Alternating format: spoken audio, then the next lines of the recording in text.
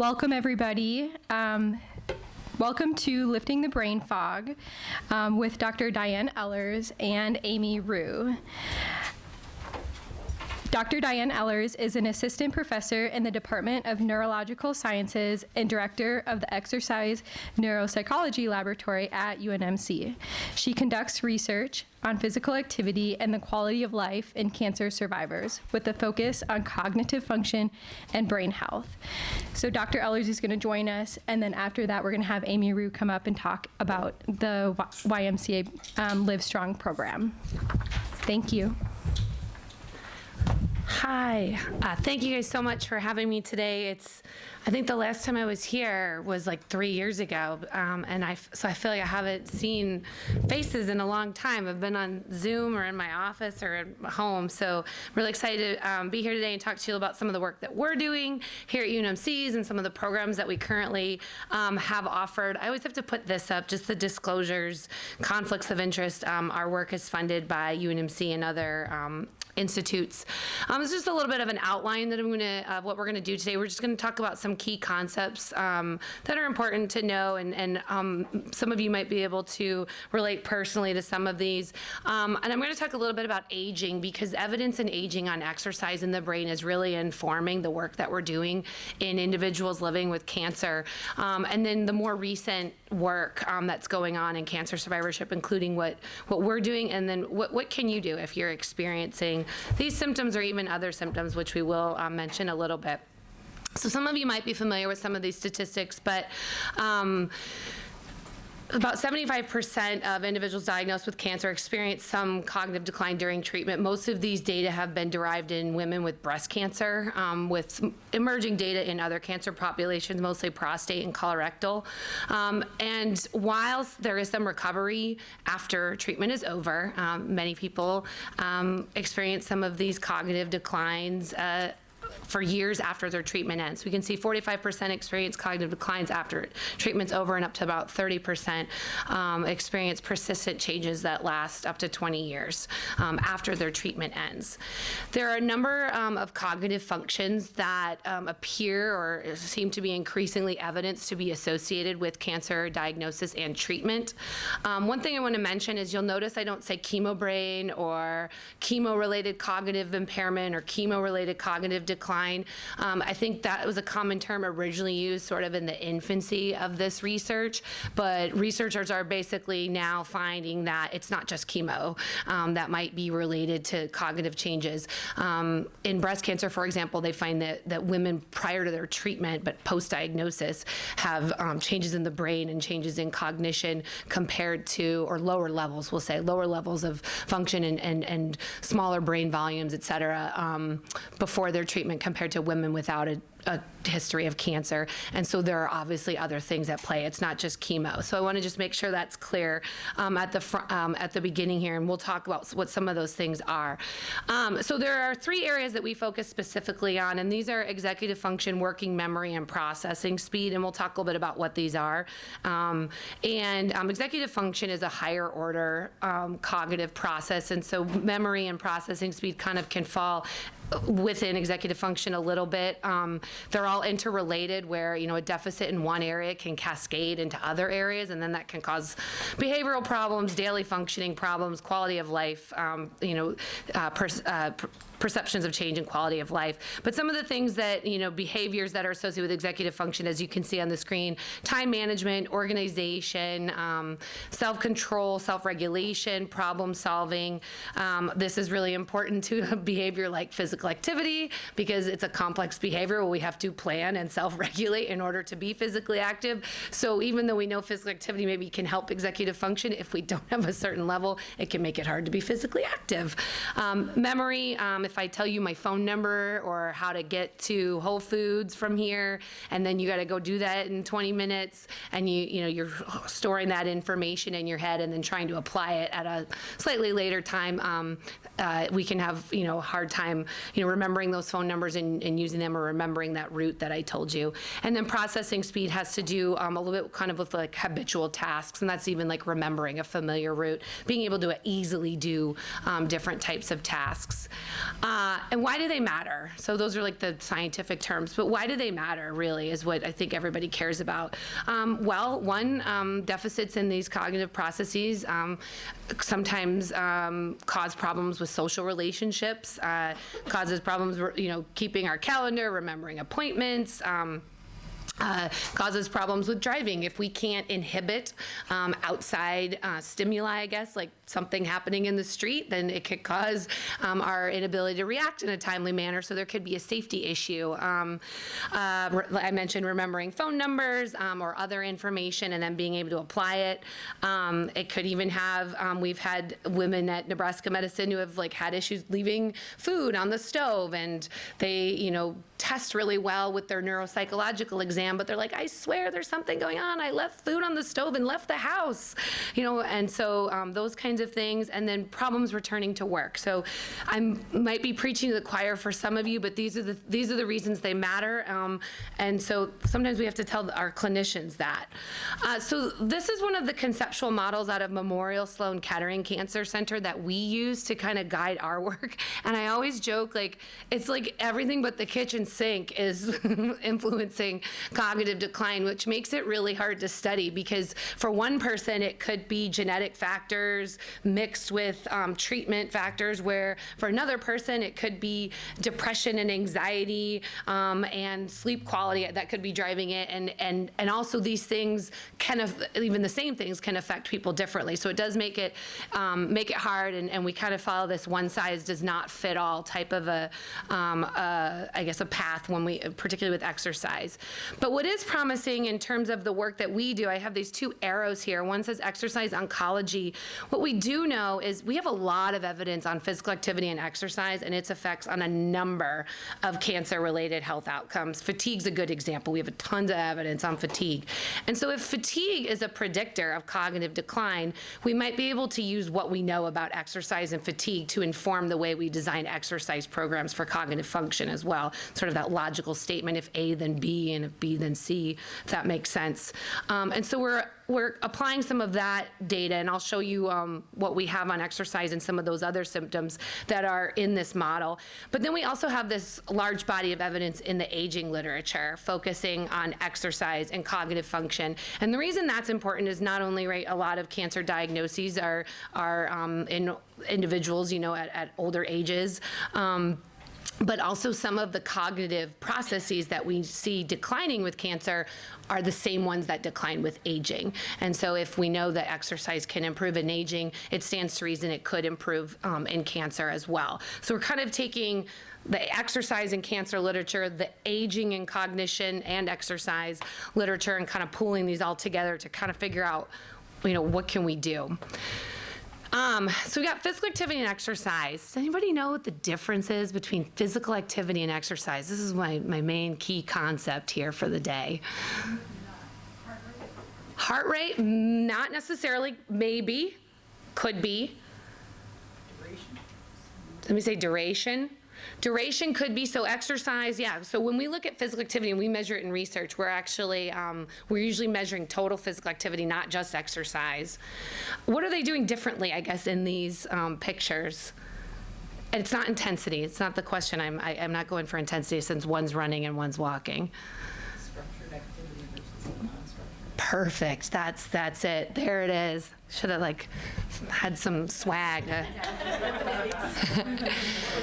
So I'll repeat it. So structured activity versus unstructured. So these two women on the left looks like maybe they're going shopping or they've got their handbags, I don't know, walking outside. People on the right, look like they're exercising. And the reason this is important is because I'm going to use these words. I'll say physical activity, I'll say exercise, but it's important to know that you don't have to exercise to get the benefits of movement, right? It doesn't have to be exercise. And sometimes we have yucky connotations with exercise and sweat and pain and whatever. So there are, and I'm going to show a little bit of evidence that's promising regarding physical activity itself and different ways you can accumulate physical activity. It doesn't have to be the what you think of, but exercise is a means to an end. It's specifically improvement in physical fitness. Physical activity, my means to an end might be getting from my car to the grocery store, from in the parking lot. That's physical activity, or the long walk from the parking lot into this room today. they. And when we think of physical activity and exercise, we talk about these 4 dimensions. And I'm going to talk about this a little bit more at the end if I have time, because I have way too much in this presentation. But we're really interested in basically quantifying activity based on frequency, intensity, time, and type. So days per week. Intensity is how hard it is. You hear a lot about moderate or vigorous intensity. And then time, somebody mentioned duration, same thing, like 30 minutes. And that's how we build goals based on our exercise. We want to think about these dimensions every time, or as you think about building an exercise program. Type could be walking, swimming, riding a bike, resistance training, Zumba, whatever, those are all different types of physical activity. The reason I bring this up is because this is important to the way that we have physical activity guidelines for cancer survivors. These are the physical activity guidelines for the general population, which were revised in 2018. They're really general, and sometimes I find them difficult to work with because they're not really informative when you see this, like go do 150 minutes and then go do resistance training. What does that mean? But basically trying to accumulate 150 minutes of physical activity at a moderate intensity, like a brisk walk. Or you can do vigorous at 75 minutes.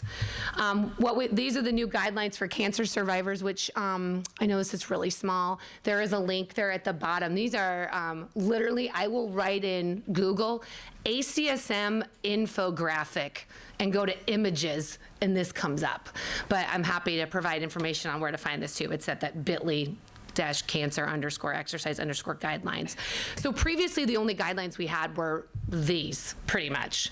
Now, a group convened and they've developed these specific to different symptoms. So we have really strong evidence, as I mentioned earlier, on exercise's effects on fatigue and some of these other outcomes. And then we have very specific exercise prescriptions that we could do if we're feeling fatigued. Maybe I should just try to get in 3 times a week, 30 minutes. But what's important for cognitive function is, 1, you don't see it on this list, right? Because we don't have enough evidence. And 2, because we know from that previous slide that fatigue, for example, might be a predictor, maybe we could use that fatigue prescription to help us inform our cognitive function one. So I'm just highlighting this, like, we need more research. I'm making myself relevant. So why aging? So this is, oh, hold on. I don't know why this isn't showing up. That's weird. Oh, is it gonna go? I'm not sure. Okay, well, really the takeaway here is, dang it. The takeaway from this slide, there were bars, and navy blue is exercise and light blue is the control groups. So in the aging literature, this is a meta-analysis, which means they looked at studies, like a ton of studies, and then they tried to quantify what the effects of fitness were on different cognitive domains. And basically what they found is, like, the bars for the blue are way higher than the bars for the lighter blue. The dark blue is higher than the lighter blue. So it means the effects of fitness were greater than, the effects of, the exercise interventions were greater than the effects of the control interventions on these different cognitive processes. And the one that had the largest effect size is this first one, executive function. So again, one that is shown to decline with cancer has the strongest effects with exercise and aging. Maybe we can use exercise. I apologize. I don't know why it's not showing up. This is another one that's, and this is important because basically, these are data actually out of my old lab at Illinois, where not only are we seeing that exercise can actually improve brain volume, but it's exciting because it means that there's plasticity in the brain when we get older, and even after cancer, it seems like there still is some plasticity, which means we actually can change it with this or that therapy. Exercise seeming to be one of the more robust therapies. But what this slide is basically showing is that not only are there increases in brain volume in the hippocampus, which is the memory center, but we see that these increases are associated with fitness, which is the top section, that's just left and right hippocampus. So we have this, positive linear increase with fitness and brain volume. The second one is related to a protein that's associated with neurogenesis, which is creating new neurons in the brain. We see that we're creating new neurons in the brain through exercise, and that's associated with increases in brain volume. And then the third one, which is probably more important to most of us, who cares if we have changes in brain volume if it doesn't actualize into any changes in behavior? When we saw changes in brain volume were also associated with improvements in performance on cognitive tasks. So also good news. So again, these are the things that we're using to guide our cancer research.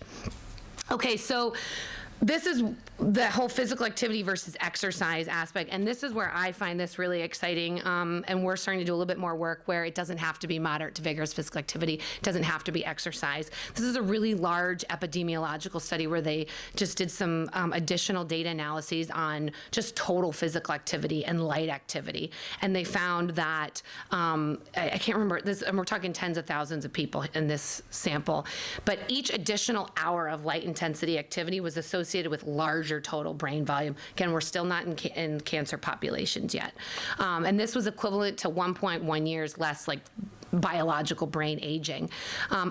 The public health recommendations, if you think of it in steps as 10,000 steps per day, that was associated with larger brain volume. But now we're even starting to look at what are the implications if you're not meeting 10,000 steps per day? What are the health implications of like 2,000 steps versus 5,000 steps? And I'd say what's interesting with these data and has been also shown in data on other health outcomes is around 8,000 steps per day is kind of like so if you're not getting 10, just try to get between 5 and 8. Like, obviously, if you're only getting 2,000 today, don't go straight for 8,000. I'm not telling you to do that. You gotta, it's a progression, but basically, so what they found was that individuals not meeting guidelines, if they were at least achieving 7,500 steps, that was associated with less brain aging. So this is, again, important because it doesn't mean you have to go out and do 30 minutes or a day of moderate intensity exercise. Just get up and move a little bit. I'm not gonna, most of the data are on aerobic exercise. Fewer studies have focused on resistance training. Part of the reason is that some of the initial studies were in mouse models, and so they could take the mouse model research and apply it to humans. Hard to get mice to do resistance training, but you can give them a running wheel.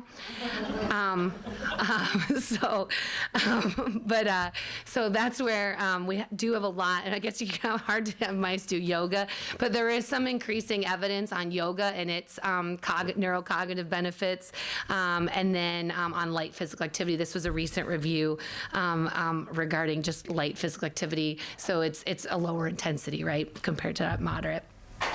So it's promising. Total physical activity is important. So let's talk about cancer. So again, as I mentioned before, we've got all this evidence in the exercise and cancer literature of these exercise prescriptions and how they're associated with these important predictors shown over here on the right. So let's use that information to try to drive how we design exercise programs. And this is important because, one of the things, well, this is actually, I guess, a separate point. One of the things that we noticed in the aging literature, which I didn't discuss a ton about, is that fitness, particularly with aerobic exercise, fitness seems to be an important, I guess, mechanism of why aerobic exercise is improving brain health in older adults. And what we see in breast cancer, women with breast cancer, and this figure on the left is basically showing that cardiorespiratory fitness, so it's like basically how well our heart or we're uptaking and using oxygen, we're giving it to our muscles. It's a measure of aerobic endurance.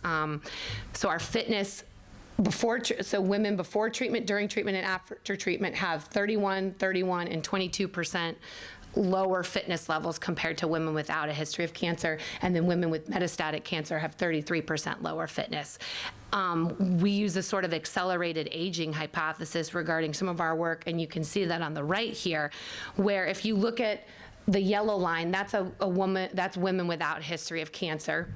And I wonder if I can, okay, so women without a history of cancer are here.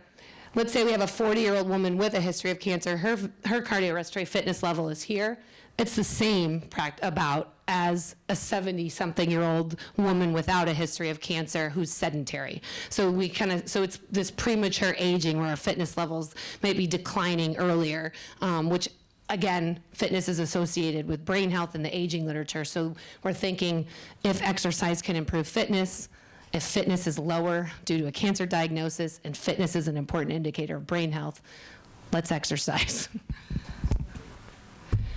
And a little bit of work out of my old lab at Illinois, they did a little analysis where they put women, post-treatment breast cancer survivors on treadmills. They did an exercise test with them, and then they did an MRI, looked at their hippocampal volumes, again, the memory center. And basically what you see here on the left is the lower fit cancer survivors had the smallest hippocampi, and the higher fit cancer survivors had hippocampal volumes that were basically similar. They were a little bit smaller, but it wasn't statistically significant. They were basically similar to the high fit women without a history of cancer. So there's this neuroprotective effect of fitness. So again, another reason why we want to think about exercise.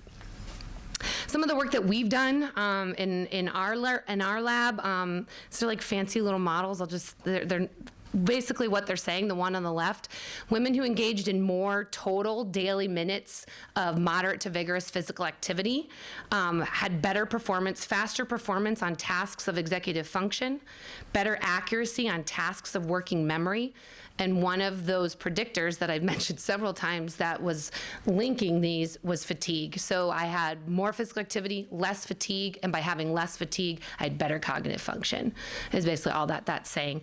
So then because of this increasing literature on sitting and the negative implications of sitting or replacing sitting with light activity instead of moderate, what are the health implications of that? We looked at, this is all self-report, but we looked at sitting and different types of sitting and how that might be associated with sleep and with cognition. Again, all self-report. But what we found was that sitting at work, sitting watching TV, sitting using the computer at home were negatively associated with self-reported cognition. But leisure time sitting, like going out with friends, at to a restaurant or listening to music. So sitting that wasn't like screen time was associated with better cognition, a little bit. Strength of association wasn't as strong as the negative effects of like computer use. And then again, similar to the other analysis, we found that this was also linked with sleep disturbance. So more sitting, worse sleep, more memory impairment. So sitting has independent effects. This is a new study by one of my former lab mates, where basically what it says here at the top, physical activity before treatment matters, but it's never too late. And basically indicating that this is again in breast cancer, women who were meeting physical activity guidelines before their treatment had better cognitive outcomes post-treatment and then at a time point after their treatment ended. So again, just also showing why physical activity is important. I wanted to just give a little bit of data, show you guys a little bit of data on some of the work that we've done more recently here at UNMC. We just finished, it took forever because of the pandemic, and I don't know, maybe some of you in this room participated in the study. Please come talk to me afterwards if you did, but this was a 12-week aerobic exercise intervention in collaboration with the YMCAs, and this started out as an in-person 3 times per week exercise intervention and turned into a fully remote, followed by a 4 in-person sessions and just Zoom-based counseling from an exercise physiologist, which we did learn some excellent things from. Some of the women were like, I am so much better prepared to do this on my own than I would have been had it not been remote. So there were some positive unintended consequences, but it was a messy study. My students only recently gave me our full data set, so this only shows 17 of about the 30 people.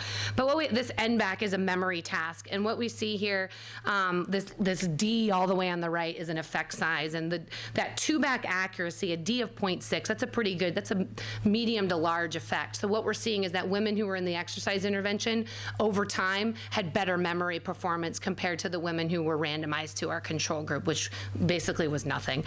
Usual care, we call it. And we also, you can see MVPA, which is moderate to vigorous physical activity. We had an increase of 10 minutes of women from 20.5 to 30.1 minutes of daily moderate to vigorous physical activity among women in the exercise group, whereas you can see the usual care really didn't change at all. So, which is good. It means we were successful in increasing people's physical activity. And, it's a small sample, so it's kind of hard to correlate those changes in physical activity with changes in cognition, but we did see some changes. and then the data analysis is ongoing. We had 10 women who did magnetic resonance imaging of their brains. This is really complicated to explain, but I will. Proud mentor moment. My PhD student won 3 awards at a recent conference and gave a talk on these data. So I was really proud of her for that. But basically, what this is showing is this is a measure, it's called modularity, and it's a measure of brain network connectivity. As we age, so we have, I guess, sort of modules, basically, where within brain networks, we want a lot of connections within the network and kind of fewer connections outside the network. As we age, those kind of get messed up, and we basically don't have as strong within network connections, and we end up with these more unstructured and more between network connections, if that makes sense. And so modularity, so we want more within network, basically. And so no one's really looked at this, but we found that women assigned to the exercise group had better modularity, better within network connections, better change in that over time. So across the intervention, they improved their brain network modularity, whereas the control group didn't. Very small sample, very preliminary data, but it also is more evidence showing we might be able to change network connectivity in the brain through exercise. And what's exciting for us is that we might be able to do it in as short as 12 weeks. That's not very long. Most of the evidence in aging is like 6 to 12 months is how long we think we need to exercise before we can see these changes. Makes my job hard. Like, there's guys doing brain stimulation. They bring these participants in for 2 weeks and see what happens. I'm like, I got to bring people in for 6 months, but that's the nature of exercise. But it's also it's really beneficial. But I know it's not easy, and I'm not going to stand up here and pretend that it is. So what can you do? Well, you can enroll in one of our studies. This is my quick pitch. I do have some news, which I don't know, Amy, if you've heard this. I've mentioned it to some of the people at the Y.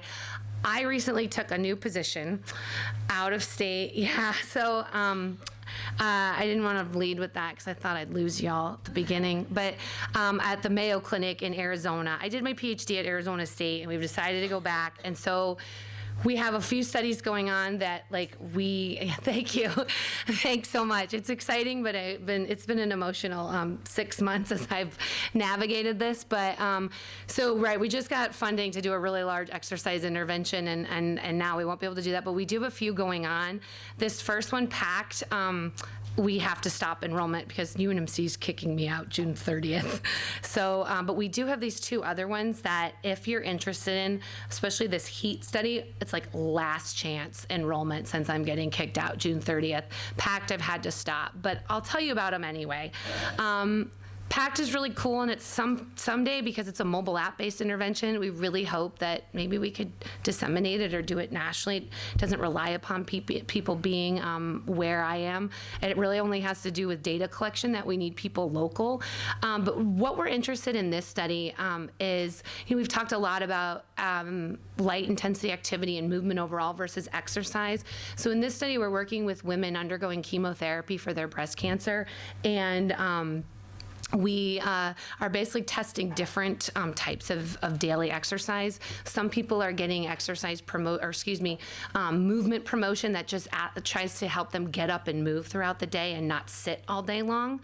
Some people get traditional exercise promotion, like do that 30 minutes of walking each day, and then another group gets both. And then some people get wellness counseling. Everybody gets a Fitbit, and they monitor through the app. They meet with their health coach via Zoom every week during their chemo, and it's obviously really tailored to their symptoms, et cetera. And so what I'm really interested in is if this move more often, move more, sit less, but it doesn't have to be structured exercise, if that has some cognitive benefits. I hope it does. We'll have to see. Then that's a much more accessible and attractive, exercise or a physical activity prescription, because during treatment, I can't even, I'm sure I can't even comprehend what it's like in terms of nausea, pain, fatigue, and being able, and when I tell you to go out there and do 30 minutes, of walking, you can say, yeah, good luck. But HEAT, if you're interested, I didn't bring flyers because we're in the process of making changes, and the IRB the new flyer is not approved. So if I brought you the old flyer, it'd be incorrect. And if I brought you the new flyer, I'd get in trouble. So I put in bold, and I will share, I just updated this, I will share slides, so feel free to take a picture of that, write that down if you are interested in this. This is for women with a history of breast cancer, and we're looking at high intensity interval training versus moderate intensity exercise, and then some people will be assigned to usual care. Again, we're still collaborating with the Y. Everybody gets a 3-month membership to the YMCA.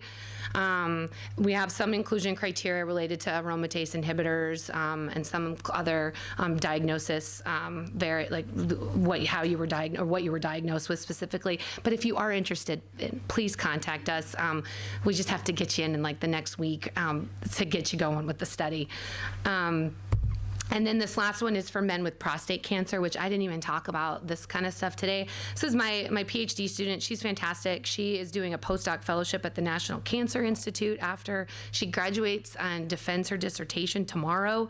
But this is what her work has been on, and she's really interested in muscle strength and increases in fat mass in men with prostate cancer who are on androgen deprivation therapy, and how these changes in body composition and basically are potentially associated with cognition. And so we're looking at physical strength, we're doing DEXA scans, some of the men will get MRIs, and seeing how those changes might be linked with their cognition and brain health, with the goal to use these data to propose resistance training interventions specifically for men with prostate cancer because of those rapid body composition changes that they experience with ADT.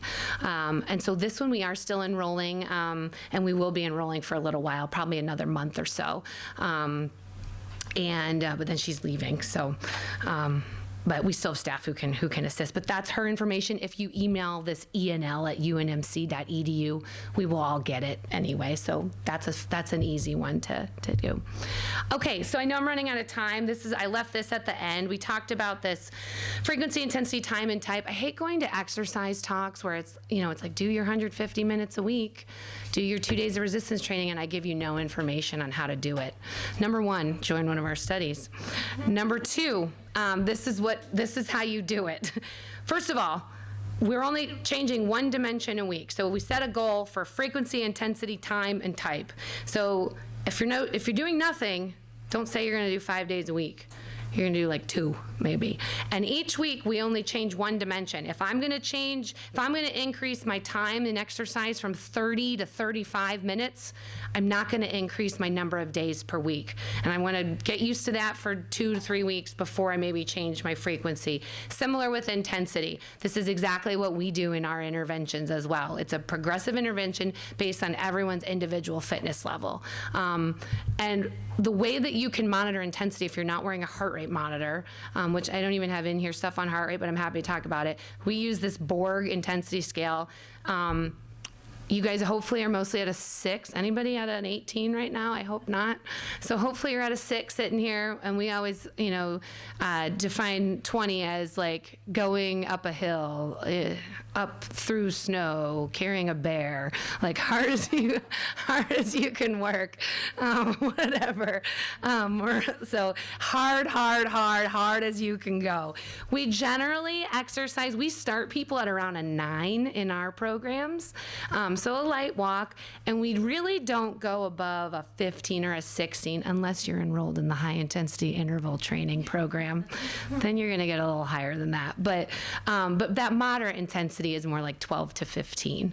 And you can do a talk test. I always say if you can sing, you're probably not working hard enough. If you can't talk, you're breathless, you might be working a little too hard. So if you can carry on a conversation, that's a good, it's a general rule of thumb. There's all kinds of types of exercise. You can join Livstrong, which you're going to hear about. You can join one of our studies and get a free membership to the YMCA for 3 months.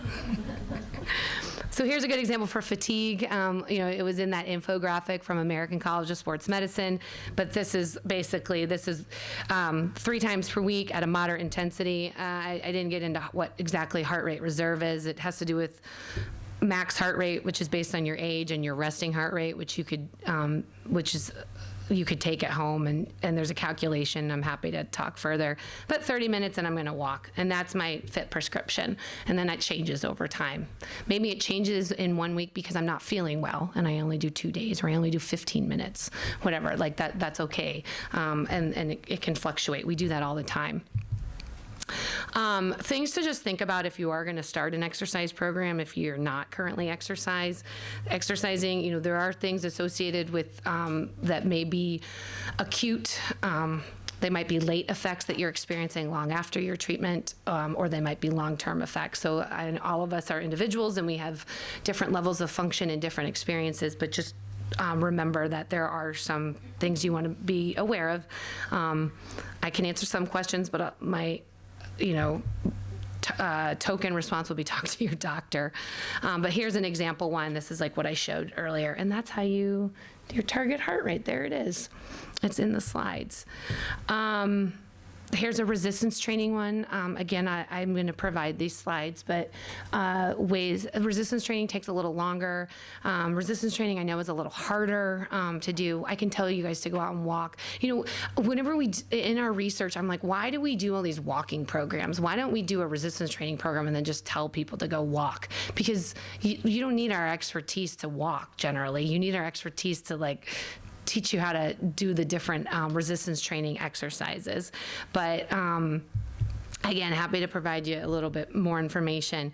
No gym, no problem. We presented some of this at Nebraska Medicine's Cancer Survivorship Week in June last year, which they're having again on June 3rd this year.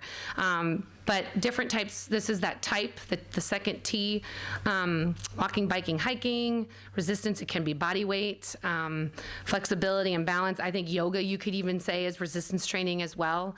And then really just reduce that sitting, just get up and move periodically. I'm an active couch potato, which means I get my exercise in most days of the week. I will not say all, I will not say the majority, I won't say the vast majority, but most days. But even on those days that I get that exercise in, guess what? I'm sitting at my desk the rest of the day. And it's good, but remember we mentioned there's some negative implications of that all day sitting. And just make sure you're choosing a program like Livstrong, for example, that has an understanding of side effects specific to cancer, of risks specific to cancer, infection control, progressive increases, those kinds of things. And I mentioned one size does not fit all. And this is really important. Okay, since I know I'm out of time, I just want to thank, we have a lot of collaborators. I have a lot of collaborators at UNMC. Dr. Beth Reed, if any of you know her, she's my primary collaborator in my breast cancer research, and she is just fantastic. And maybe the reason I'm leaving is because she's retiring. And I'm just kidding, but it is like a total, I'm like so sad. And then I work with Dr. Benjamin Tepley on the prostate cancer research. And then there's my team here on the right, most of them at least, not all of them. If you've been in any of our studies, you will know, you might know Tiffany and Joe. Joe's not in the picture, but there are exercise physiologists who are just the most fantastic people. And that's it. If I have a couple minutes for questions, I'll take them. Otherwise, I'll hang out here afterwards too. Thank you guys so much.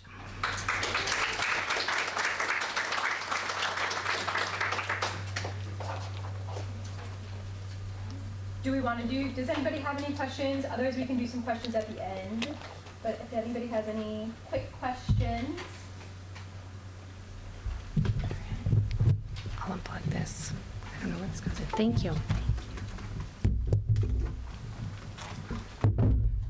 Can I steal your seat while you're? Yes.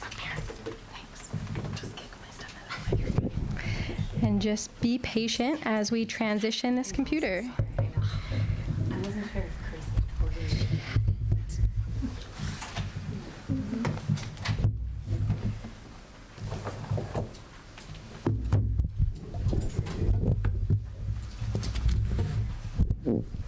All right, so now that we've learned so much about the benefit of exercise, we want to invite Amy Rue to come up. If you haven't already heard about the Livestrong at the YMCA program, you're in the right spot.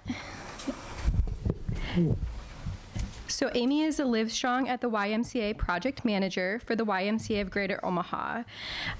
She'll explain more about this, but Livestrong is the Livestrong at the YMCA is a 12-week evidence-based exercise program for cancer survivors designed to improve endurance, strength, flexibility, and balance. So thank you so much for joining us, Amy. Yes. All right, glad to be here. So the YMCA has offered the Livestrong at the YMCA program since 2011, and I've had the privilege of being here from the beginning of the implementation of the program, and super excited to be here to tell you more about it. So what is Livestrong at the YMCA? As she said, it's an evidence-based program, so that means it was created after a lot of research was done, and then we continue to collect that data as we go through the program. So there's always a pre and post assessment of each individual that goes through the program so that we can measure how the program is affecting our survivors. So it's a small group, between 8 to 12 participants, and you meet twice a week for 12 weeks.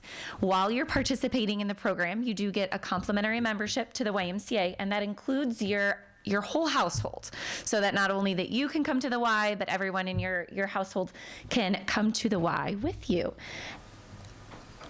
All right, so each class will include all these different components. And you'll notice in the next slide, we talk about the goals of the program, and the goals of the program are gonna directly coincide with the components of the program, which is that we're doing cardiovascular exercise or aerobic exercise, any movement that is continuous and is gonna increase your heart rate. We have strength training.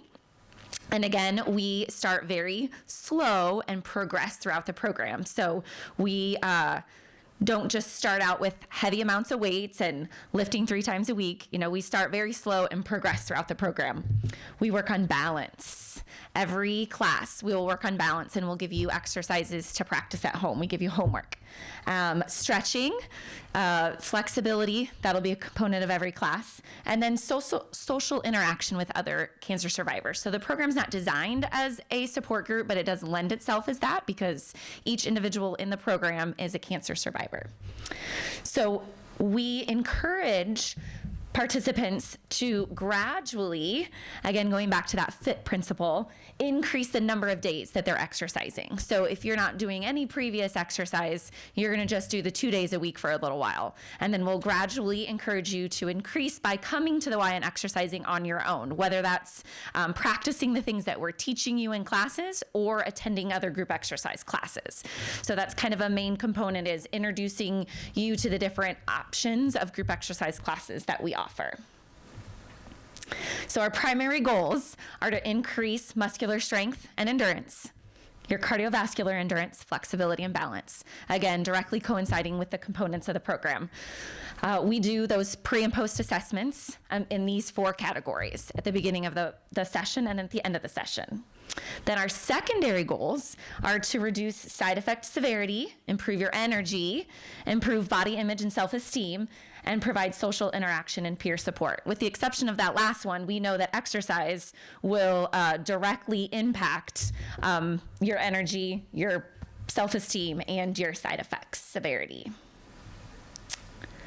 All right, then our long-term goals. So what we hope that will happen beyond the 12-week program is that you are given the knowledge, tools, and support that you need to continue the program, to continue exercising after the program ends. So some programs may be designed that you continue to rely on whoever is conducting the program. And our goal is kind of flip side. We want you to be able to be totally independent by the end of the program. We certainly have opportunities for you to continue to be supported by staff at the YMCA, but we definitely want to empower you to take control and be able to continue exercising on your own after the 12 weeks has ended. So then our goal is to help you find something you enjoy doing. And just like earlier in one of the sessions, well, you know, what's the best type of exercise I should be doing? Whatever type of exercise you will do, right? So we want you to find something that you enjoy doing. Not everybody enjoys walking or running. You know, the thought of going on a treadmill for 30 minutes is daunting. So we want to find something that you find tolerable, something that you enjoy doing. And so that's also why we introduced you to a bunch of different types of group exercise classes, because maybe that's where you'll find your niche and decide that you really like those group exercise programs. So our instructors that lead the Livestrong at the YMCA program have to go through quite a bit of learning and certification in order to be able to teach the program. So again, just making sure that when you are attending a group exercise program, that whoever's teaching it is credible. So we just want to share that.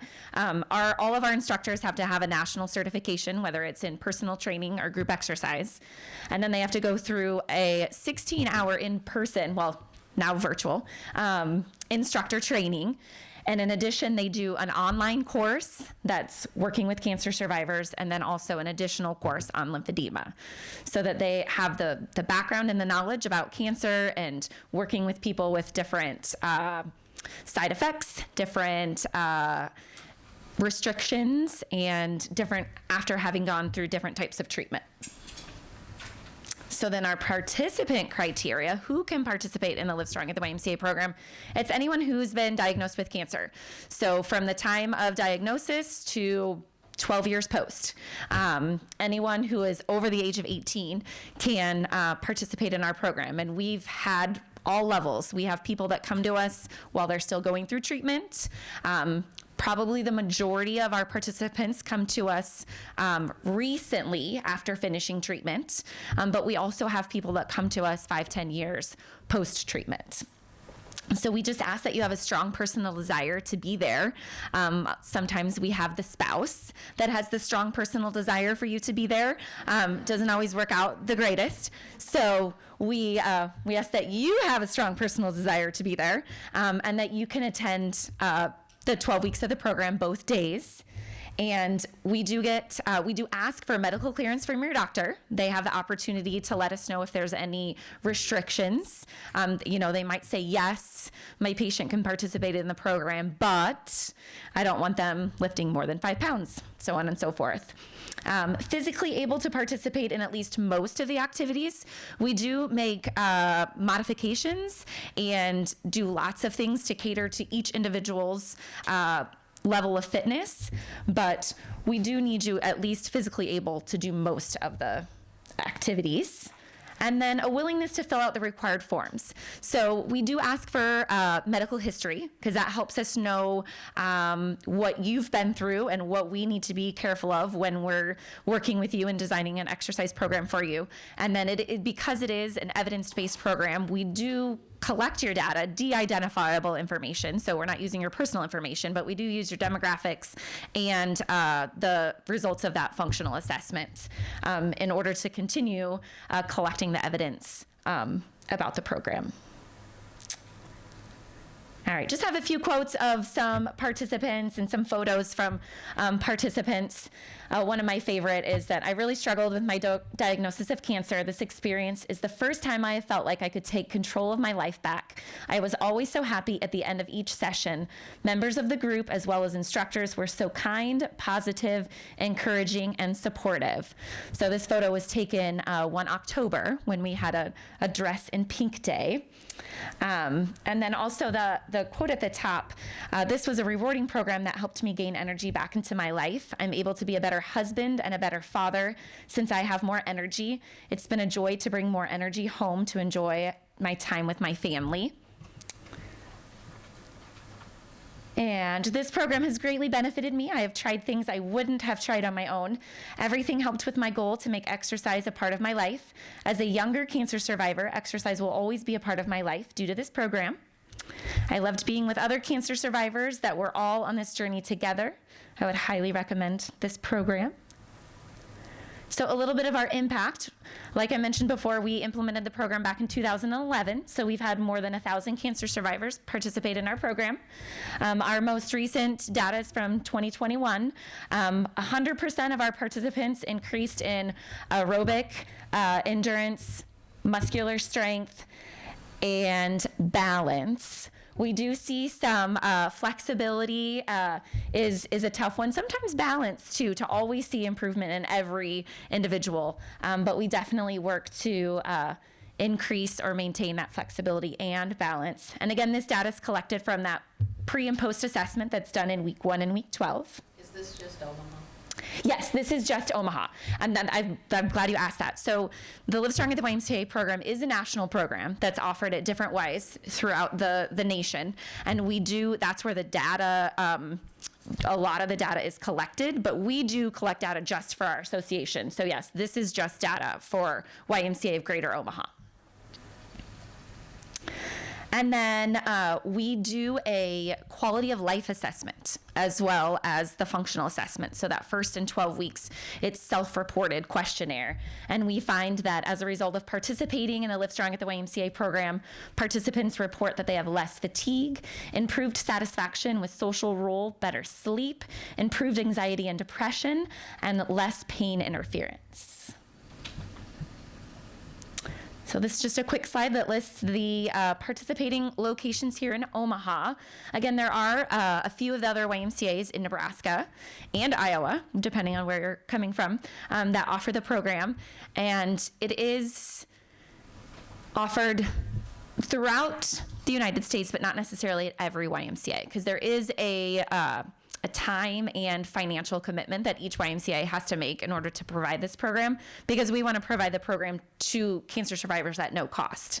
So not every YMCA has the capability of doing that, but I'm grateful that we are able to offer that here in Omaha at multiple locations. So if you guys have any questions, this is my email and phone number, if you want to jot that down. Also, throughout the tables, I set out flyers, and there's some at the evaluation table at the back as well, if you want to grab one. There's a QR code on there. You scan it, and it'll take you to the website. And my email and phone number are listed on those flyers as well. So, do you guys have any questions? I don't have Yeah. a question, but I did the Livestrong program. It's Yay. a great program. I would recommend it to anybody. Yay! 2016, and it was all women group. We were lucky, and we still meet. You do? We still meet to this day. Yep. We get together for breakfast or lunch or something. I love it. Were you at Sarpy? Yes. Yeah. Yep. Any other questions or comments? All right.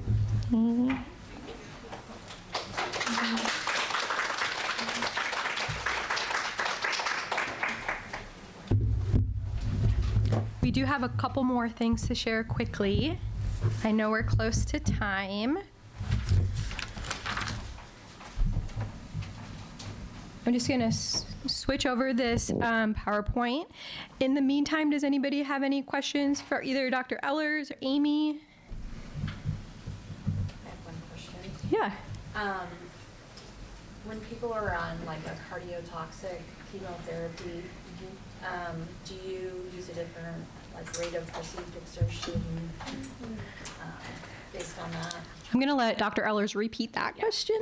The question was if an individual's on a cardiotoxic chemotherapy, do we use a different rate of perceived exertion?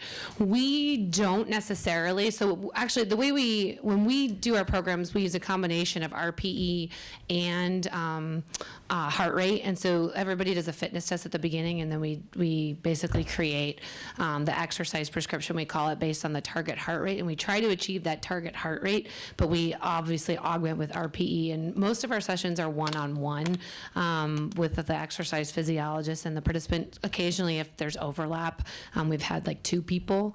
And so the answer, I guess, is no. We still do the same RPE, but we use an RPE range.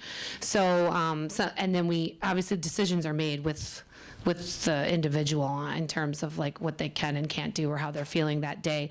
Now we look at their medical history, and like if they're on like a hypertension med, like a beta blocker that causes suppression to the heart rate, then we have to think differently about how them rating a perceived exertion RPE becomes our primary target instead of heart rate. So and then the last thing I'd say is, depending on medical history, we sometimes will ask for cardiologist clearance to participate. And that's something that we changed actually because of Dr. Reed. We were excluding people who who basically had various cardiac conditions, and we had a woman come in who was like, my cardiologist is telling me I need this, my oncologist is telling me I need this, and you're telling me I can't do this. And so we've changed our criteria such that we consult with both primary care and oncology, and with cardiology if we need to, depending on whatever people may have, if there are cardiovascular indications, significant ones relative to cardiotoxic chemo, then we do take that into consideration. So I don't know if that was like a really straightforward answer for you, but. And side note, we use the rate of perceived exertion in the Livestrong and the Ymca program as well, and the talk test. Thank you. We just wanted to take the last few minutes to introduce you guys to a new brain fog program that Time to Heal is currently developing. My name is Kelly Mann, and I'm the Director of Programs with Time to Heal. And I recognize that we just have 5 minutes left, but we wanted to take this opportunity to provide a brief overview of what that class will entail. It's not going to go into detail very much at all, but we wanted to kind of give you a preview. If you have questions, we can certainly answer those. And we also have a waiting list if you're interested and want more information. We can provide that information and get you on a waiting list and have you signed up for classes later this year. We are hoping to launch this at some point later in 2022. We're hoping in the fall. Has anybody taken the brain fog class through a Time to Heal? Has anybody taken it with Lori Wingeter? So we decided to redesign our brain fog program to allow a little more flexibility. It's going to be shortened into a 6-week class, but the purpose of this class is to teach you strategies to help you navigate living with brain fog. I'm not going to go too in depth on what is brain fog. I think everyone in this room can probably identify what it is. Brain fog can result in forgetfulness, difficulty making decisions, or mental cloudiness. And our brain fog class will discuss these symptoms as well as what can cause brain fog. Our class is also going to talk about healthy habits, like what Dr. Ehlers already discussed. It's going to talk about physical activity and the importance of it, but it will also talk about healthy eating, relaxation, importance of sleep, I think even was mentioned earlier, and kind of talking through how those healthy habits can impact your cognitive functioning.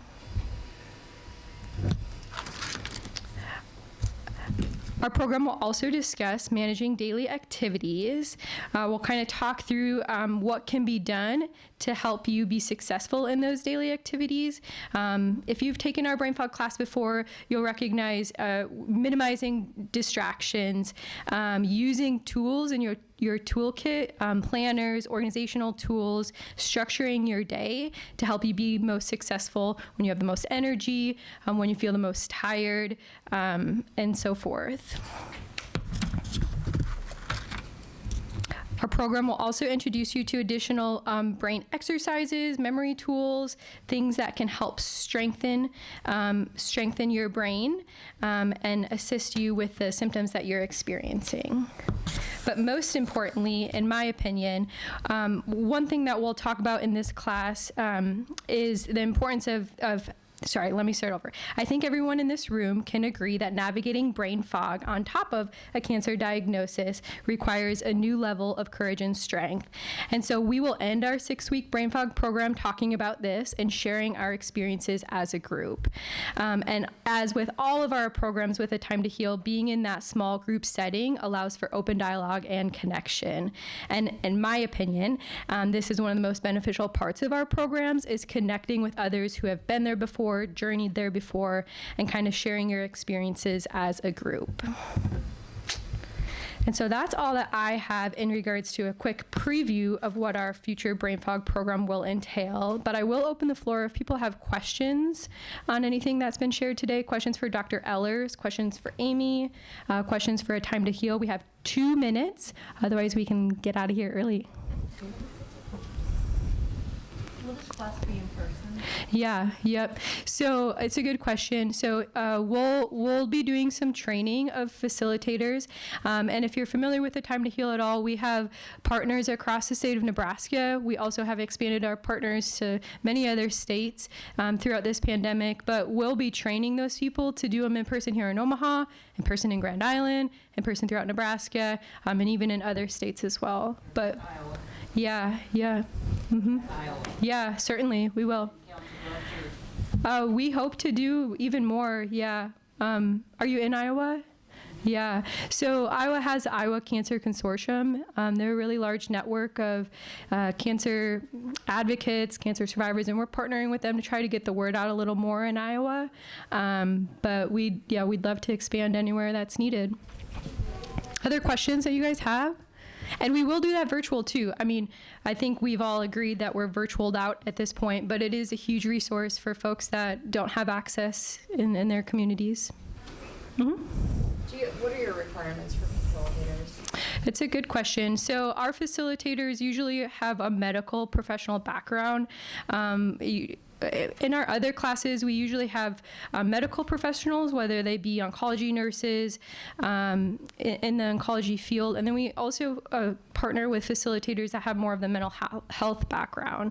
And so with brain fog, I would imagine that we would kind of keep to that, but probably expanding that to OT, speech therapy, physical therapists.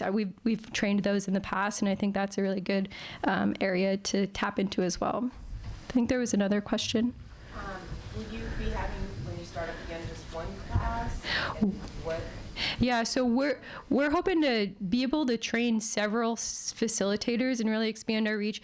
And we're hoping, we offer our survivorship classes every month.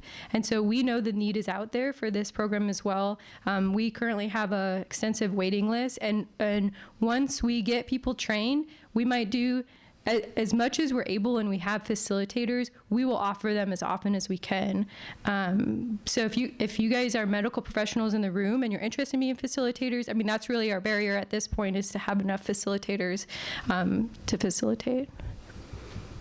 Other questions? If you are not already on a waiting list, if you're interested, send us an email, give us a call. There's a link on our website. You can also fill out a form on there. But at that, we will end our session today. Thank you, everybody, for joining us and being flexible through all of our technical difficulties. Please drive safe.